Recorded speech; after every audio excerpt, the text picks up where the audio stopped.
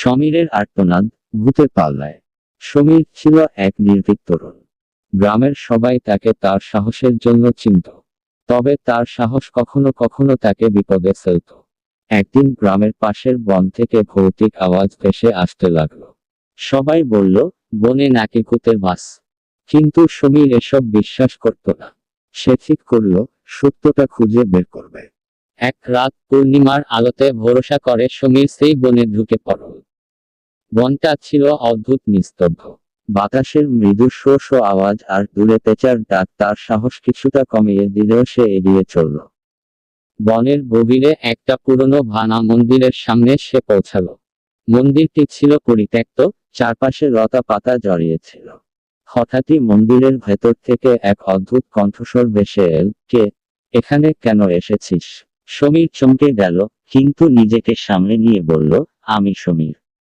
তোমার অস্তিত্বের গল্প শুনেছি। দেখতে এসেছি, তুমি সত্যি কিনা। হঠাৎ করে মন্দিরের দরজা ধীরে ধীরে খুলে গেল। সমীর দেখতে পেল এক ছায়ামূর্তি। মূর্তিটির লম্বা চুল, চোখ থেকে লাল আলো ঠিকরে বেরোচ্ছে, আর তার সারা শরীর ধোয়ার মতো ঝাপসা। ছায়ামূর্তি গর্জে উঠল, তুই সাহস দেখাতে এসেছিস? তাহলে আমার খেলা খেলতে হবে। যদি হেরে যাস, তোর আত্মা আমার।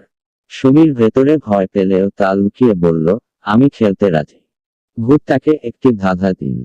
একটি জিনিস যতই বেশি নাও, ততই কম হয়। বল, সেটি কি? সমীর মাথা চুলকাতে লাগলো। সে ভাবতে শুরু করলো। অনেকক্ষণ পরে তার মাথায় বুদ্ধি এলো। সে বলল, সেটি হলো গর্ত। গর্ত যত বড় হবে, মাটি তত কম হবে। ভূত তার উত্তর শুনে ক্ষণিকের জন্য চুপ হয়ে গেল। তারপর আরো রেগে গিয়ে বলল, ঠিক আছে, আরেকটি ধাঁধা। যদি এটাও সঠিক উত্তর দিস, তবে তুই বাঁচবি। ধাঁধাটি ছিল, একটি ঘর আছে, কিন্তু দরজা জানালা নেই।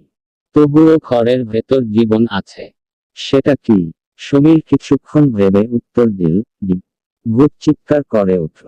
তার গর্জন বনের গাছগুলো কাঁপিয়ে দিল। কিন্তু সমীর জানত, সে সঠিক উত্তর দিয়েছে। ভূত রেগে বলল, তুই আজ বেঁচে গেলি। কিন্তু মনে রাখো, আর কখনো এই মন্দিরের কাছে আসবি না। তুই আমার ধৈর্যের পরীক্ষা নিস না। সমীর দৌড়ে বন থেকে বেরিয়ে এল। তার সাহস তাকে বাঁচিয়েছিল, কিন্তু সেই অভিজ্ঞতা তাকে শিখিয়ে দিয়েছিল যে সাহসেরও একটা সীমা আছে।